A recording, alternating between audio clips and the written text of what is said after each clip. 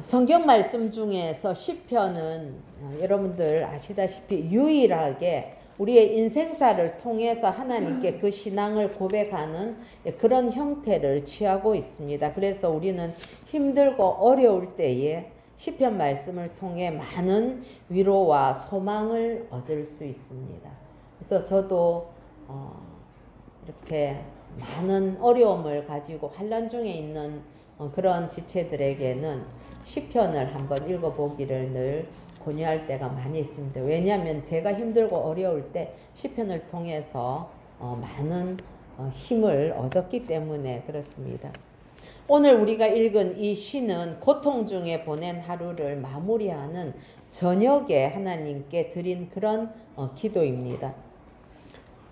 이 기도의 배경, 지금 다윗이 쓴 시인데 다윗의 상황이 어떠했는가 하면은 다윗이 참 그 삶에 굴곡이 많았지요. 그러나 그 가운데서도 가장 참담하고 어려울 때가 언제였는가? 바로 자기 그 잘난 아들인 압살롬이 반역을 해서 왕궁에서 도망해서 쫓겨가는 그 상황이었을 것입니다. 그때 그 상황이나 그 심정이 얼마나 참담했겠습니까? 다윗은 이 시편에서 많은 대적들의 공격 속에서 하나님께 도움을 호소하고 악인들에게는 또 경고도 하면서 응답하실 하나님을 신뢰하며 노래하고 있는 것이 바로 이 시편입니다. 사랑하는 성도 여러분, 세상은 언제나 바람잘 날 없이 우리를 낙심하게 하는 그런 소식들로 가득합니다. 그러나 오늘 우리가 말씀을 통해서 그럴 때에 하나님의 뜻을 구하고 나아갈 길을 찾아내는 그런 저와 여러분이 되기를 소원합니다. 우리 1절 같이 한번 시작.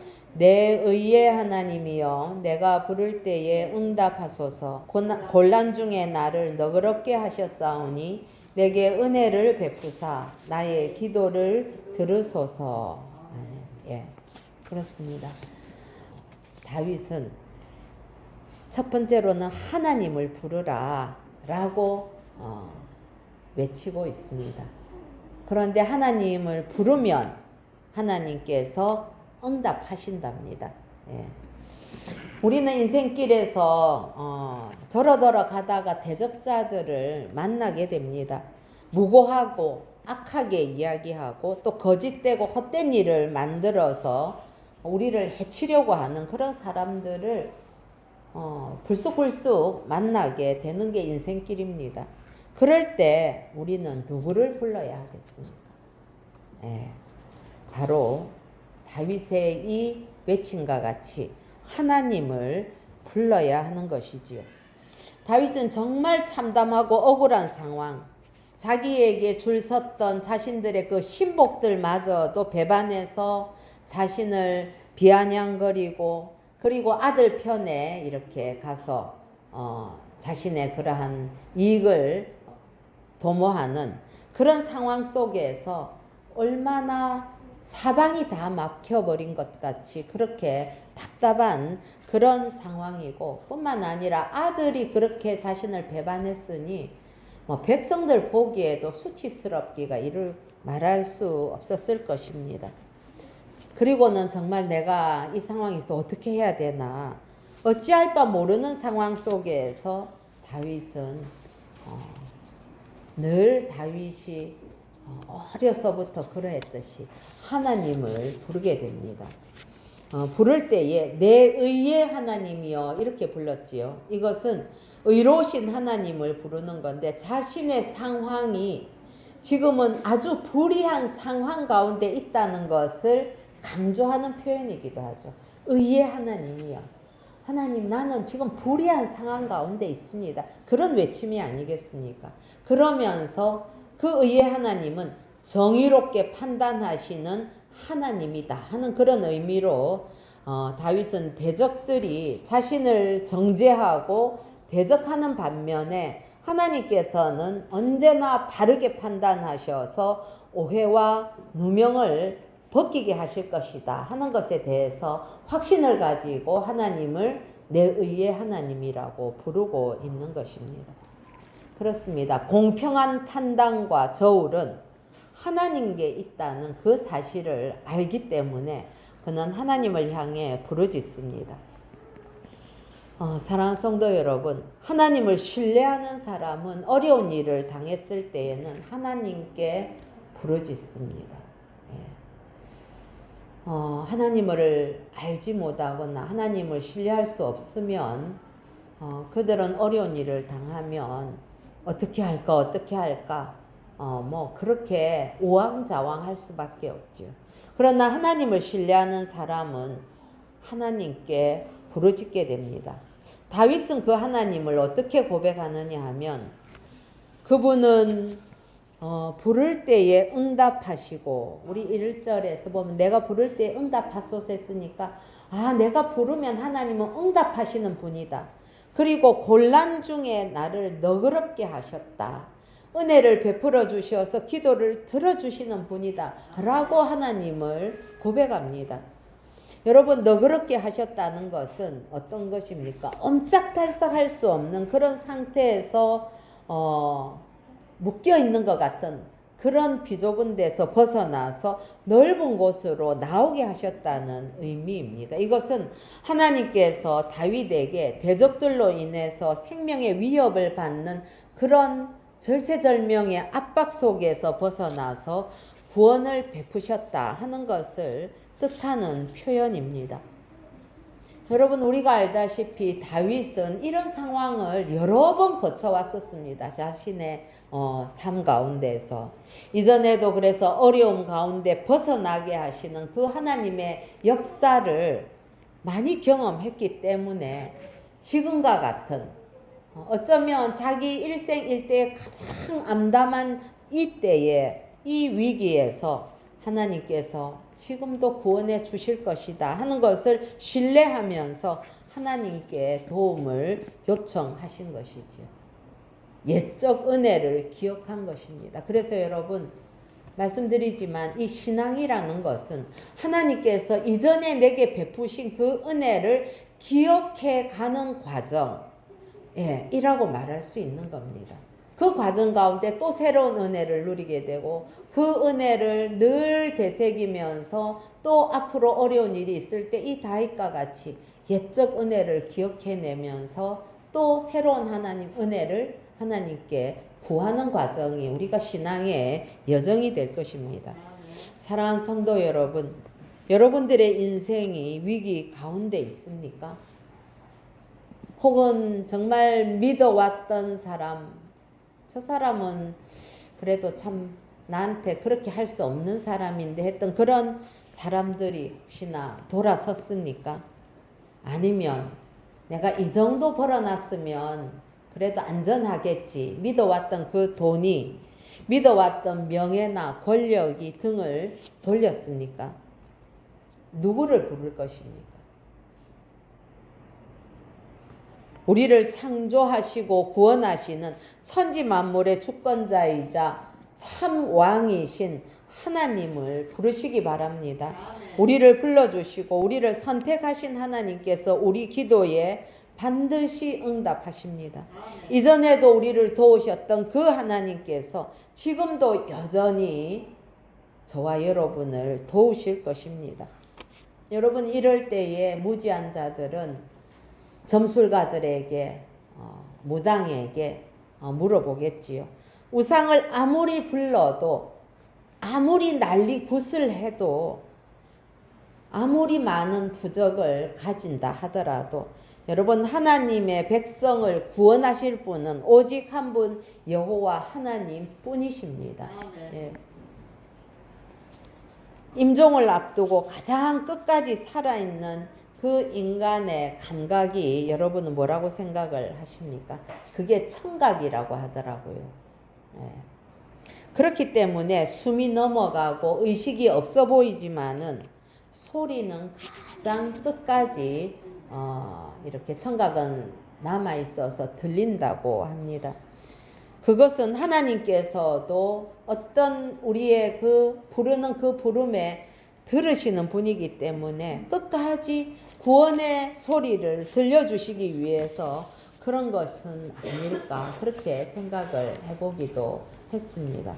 사랑하는 성도 여러분, 하나님을 신뢰하신다면 하나님을 늘 부르십시오. 오늘 같은 그런 위기 상황 속에서 우리에게 필요한 것은 하나님께 부르짖는 것입니다. 다윗과 같이 더 이상 사람들과 상황에 그렇게 휘둘리지 않고 다윗처럼 하나님을 의지해야 할 것입니다. 우리의 구원자는 다른 곳에 있지 아니하고 오직 하나님 한 분뿐이십니다. 지금 고통 가운데 있다면은 여러분 모든 것을 멈추고 즉시 하나님 앞으로 나아가십시오. 우리가 노력하는 그 노력보다도 더 중요하고 결정적인 것은 바로 하나님의 도우심입니다. 그래서 여러분 우리가 지나간 일들을 회고하면서 내가 그때 엄청 노력했습니다. 내가 너무 열심히 했습니다. 물론 다 좋은 소리입니다. 예. 신실하게 해야죠. 노력해야 되지요. 그러나 그것보다 내 노력과는 비교할 수 없이 결정적인 요건이 우리로 하여금 그 환난을 벗어나게 했는데 그것은 바로 하나님께서 도와주셨기 때문입니다. 우리의 기도를 들으시는 하나님을 신뢰하면서 정직하고 간절하게 기도하십시다. 예수 그리스도를 통해서 기도 응답을 약속하신 그 하나님께서 반드시 그 약속을 지키실 것입니다. 요한복음 16장 24절에 지금까지는 너희가 내 이름으로 아무것도 구하지 아니하였으나 구하라. 그리하면 받으리니 너희 기쁨이 충만하리라 라고 우리에게 약속해 주셨습니다. 이처럼 어려운 가운데 있을 때에 아니 고통 때에도 우리는 늘 하나님을 부르는 자들 마땅히 우리가 자녀이기 때문에 아버지 하나님을 충심으로 늘 불러 아뢰야만 하겠습니다. 두 번째 오늘 시편은 우리들에게 하나님을 아는 자리로 나오라고 권고하는 동시에 무고하게 우리를 해치려는 자들을 향해서 어떤 태도를 취해야 하는지를 보여주는데 그것은 바로 하나님을 알고 하나님을 선포하라 그렇게 하고 있습니다.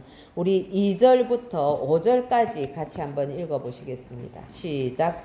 인생들아 어느 때까지 나의 영광을 바꾸어 욕되게 하며 헛된 일을 좋아하고 거짓을 구하려는가.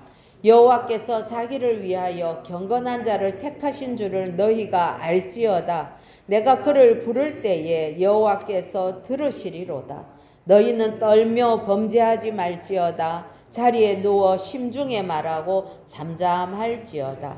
의의 제사를 드리고 여호와를 의지할지어다. 아멘. 사실 여러분 우리가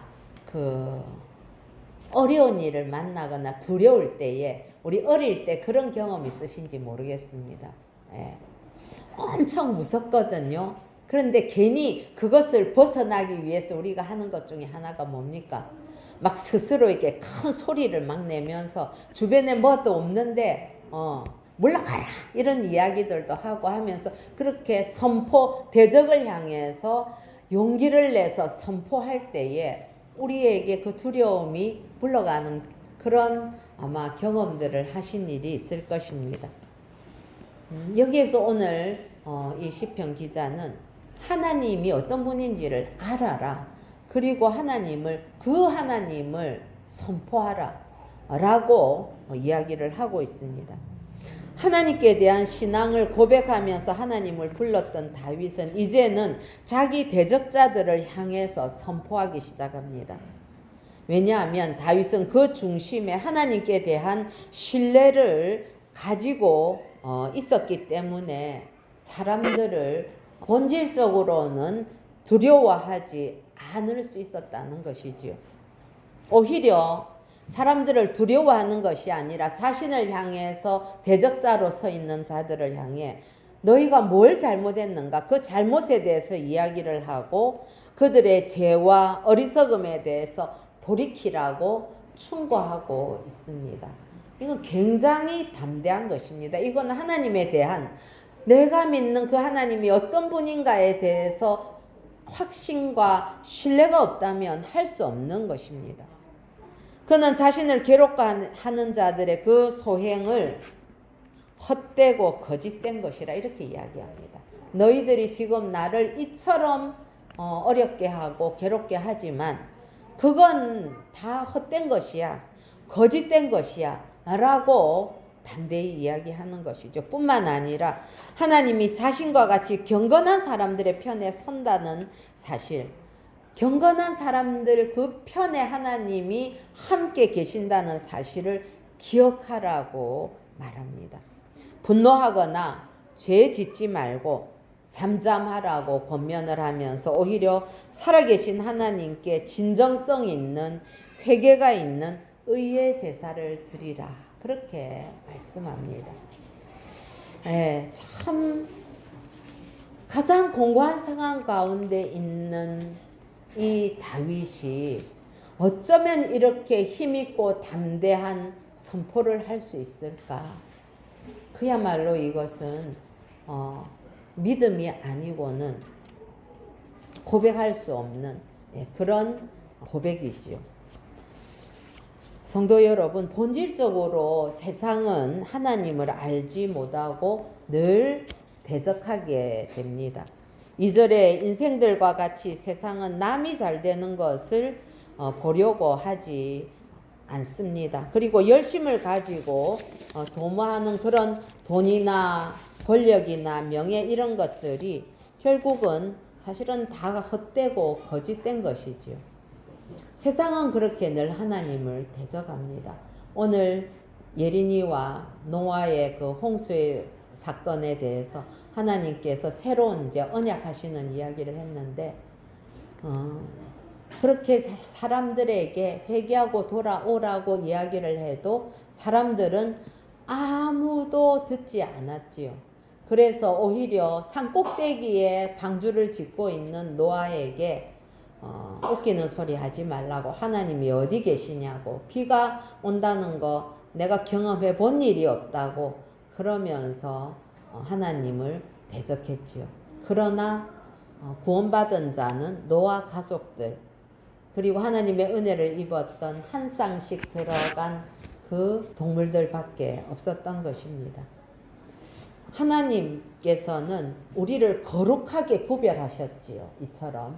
그런데 그 사실을 원수들은 알 수 없습니다. 즉 세상은 그걸 알지 못합니다. 그렇죠. 예수를 믿지 않을 때는 저도 그랬습니다. 왜 예수 믿는 자들이 하나님께 거룩하게 구별된 자인가? 이런 거에 대해서 우리가 어떻게 이해할 수 없었던 것 아니겠습니까? 오히려 욕했지요. 지네들만 잘났다고, 자기들만 구원받는다고 얘기하는 것은 너무 이기적이다. 그런 비난만 했을 뿐이지요.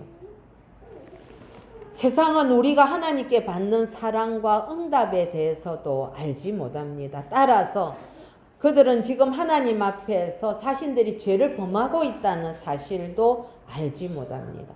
그래서 세상에서는 잘 되는 것 같아도 그 끝은 멸망이요 패배지만은 그리스도 안에 있는 것은, 예수를 믿는 자들은 지금 안 되는 것 같아도 그 끝은 영생이요 이기는 것입니다.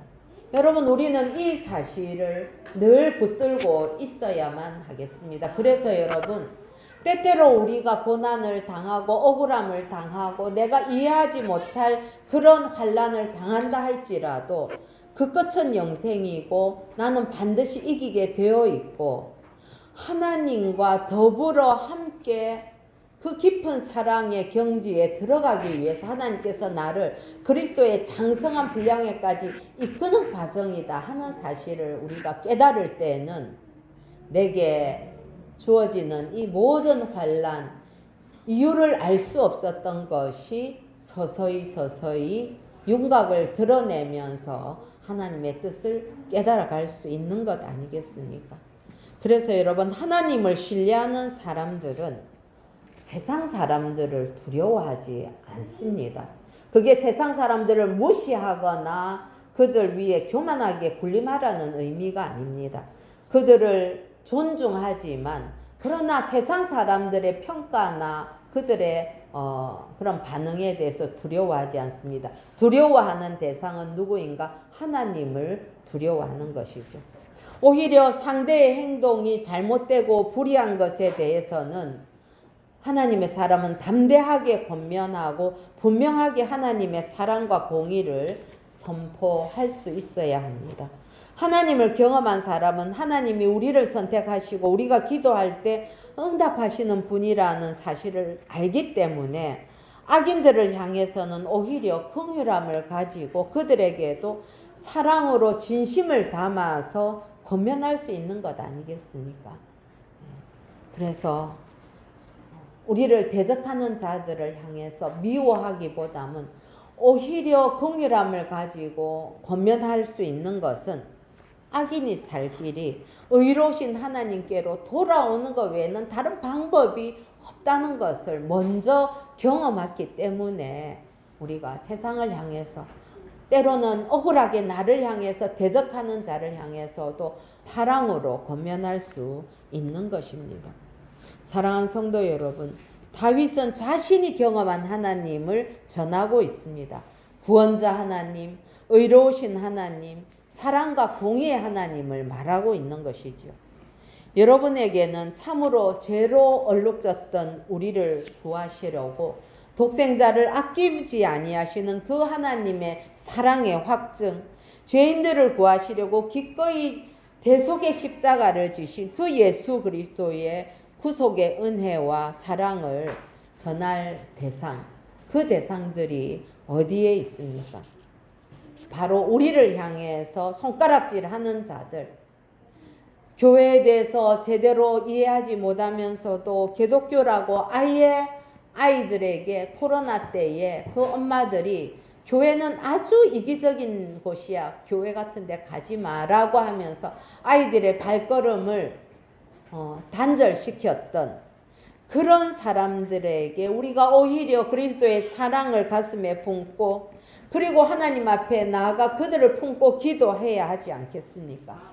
이 일이 쉽지 않습니다. 우리를 향해서 손가락질하는 그런 세상을 우리가 가슴에 품는다는 것 결코 쉽지 않지만, 그러나 이 일은 오직 하나님만을 신뢰하고 사람을 두려워하지 않는 믿음의 사람들만이 해낼 수 있기에 하나님이 우리에게 그 일을 맡겨주신 것입니다.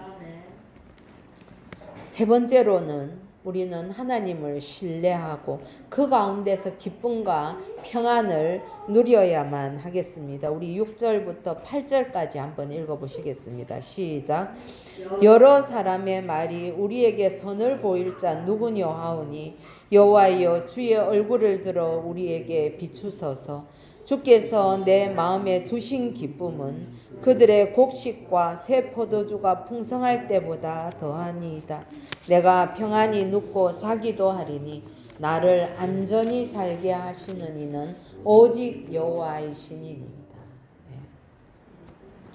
다윗은 자신들이 당한 절망적인 상황만 보고 세상 사람들이 다 낙심하고 때로는 다윗과 함께하는 그 사람들조차도 우리에게 선을 보일 자가 누구냐라고 불만과 회의감을 가지고 낙담하는 그 수많은 사람들의 탄식을 인용하면서 그런 상황 속에서 민수기 6장 23절에서 26절에 나타나는 그 아론의 축복의 기도를 기억해냅니다. 그래서 여호와여 주의 얼굴을 들어 우리에게 비추소서라는 그 말씀을 생각해내는 것이죠. 거기에 보면 여호와는 내게 복을 주시고 너를 지키시기를 원하며 여호와는 그의 얼굴을 내게 비추사 은혜 베푸시기를 원하며 여호와는 그 얼굴을 내게로 향하여 드사 평강 주시기를 원하노라. 이 말씀을 기억하는 것입니다. 그래서 다윗의 주의 얼굴을 들어 우리에게 비추소서 하는 이런 기도는 그냥 단순한 소원이 아니라 하나님이 그렇게 행하실 분이다라는 것을 확신하는 가운데에 드린 기도입니다. 이게 뭐 하나님을 멋지게 수사적으로 그렇게 포장하고자 하는 그런 기도가 아니라는 거죠. 예. 많은 사람들은 눈에 보이는 선의 결과물을 요구했지만은 다윗은 그 가운데서도 여전히 하나님께 초점을 맞추는 것입니다. 사람들은 지금 당장 눈앞에 일어난 이 어려운 일들이 어떻게 해결될 것인가? 병이 낫느냐? 돈이 생기느냐?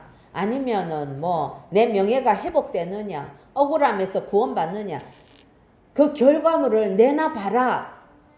그런 결과물을 나에게 당장 주지 않는 그런 신이라면 무익하지 않은가 그렇게 탄식한다는 거죠. 그렇지만은 그 가운데서도 그런 사람들의 비난 속에서도 지금 다윗은 누구의 얼굴을 구하고 있습니까? 하나님의 얼굴을 구하는 것입니다. 즉 하나님께 초점을 맞추는 것이지요. 뿐만 아니라 7절에서도 우리 인간들에게 외적인 기쁨을 주는 요소들이지요.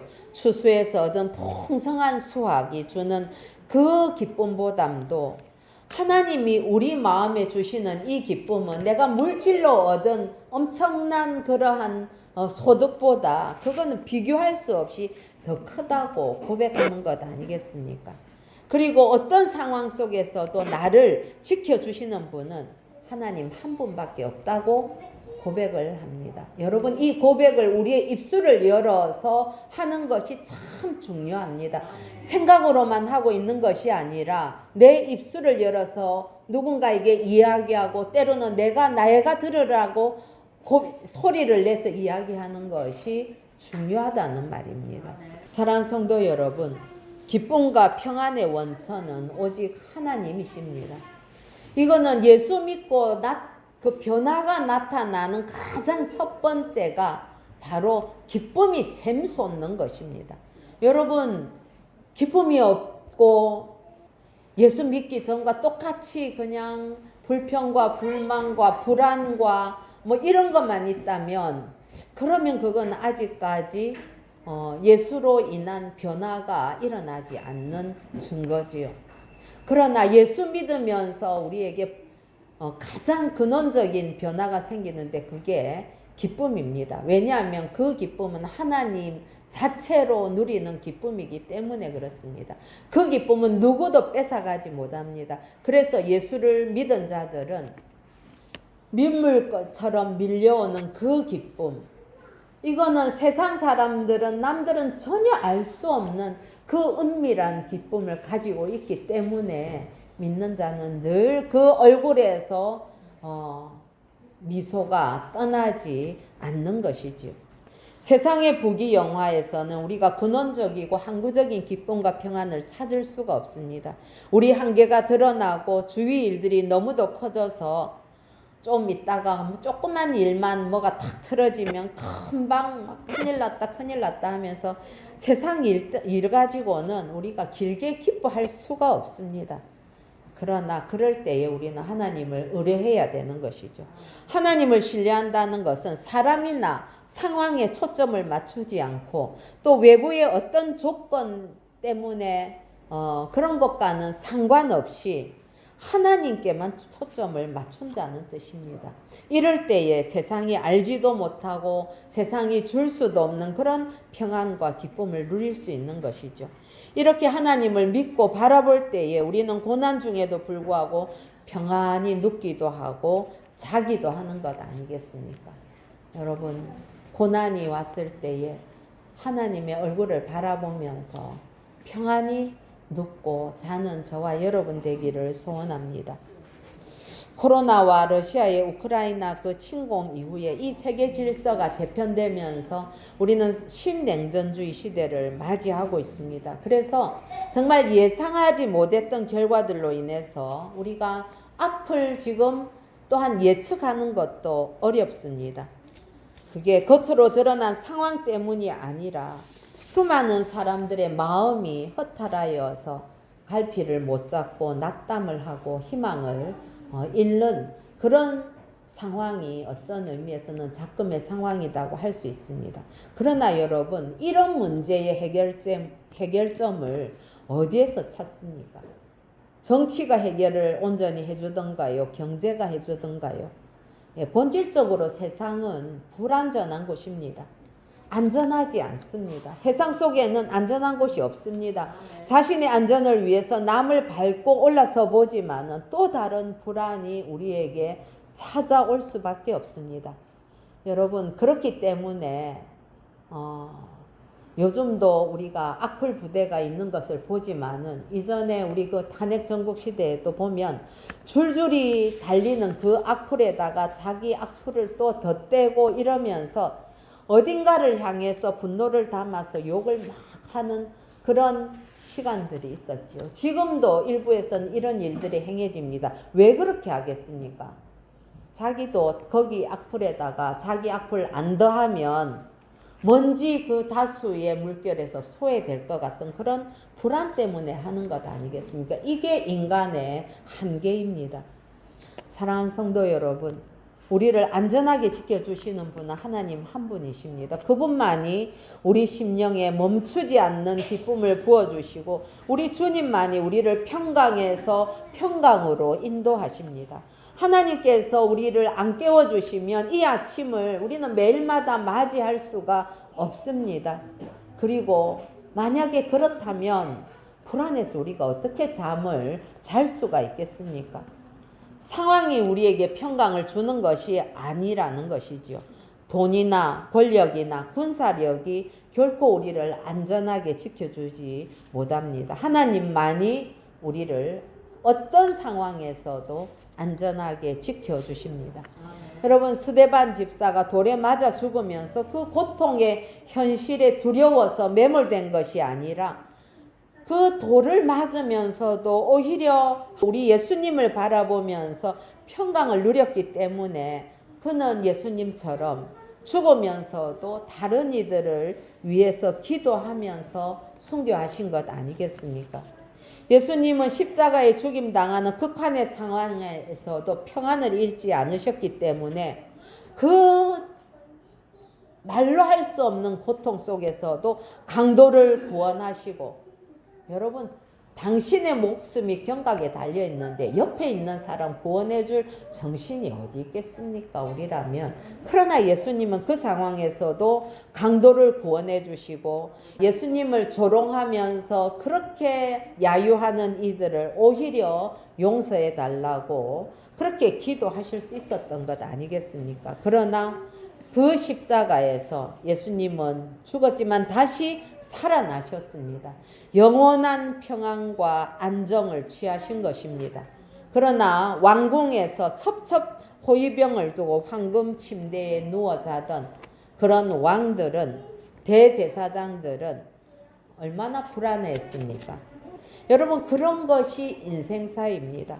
하나님을 신뢰하는 자는 상황을 뛰어넘어서 기쁨과 평강을 언제나 누릴 수 있는 자입니다.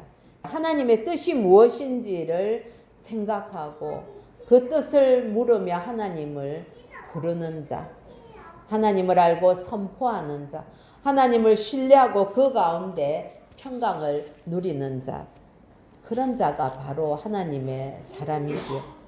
우리에게 한 번뿐인 인생, 일생이라고 합니다. 여러분, 어떤 인생을 살아갈 것인지 선택하시는 은혜가 있으시기를 예수님의 이름으로 축복합니다.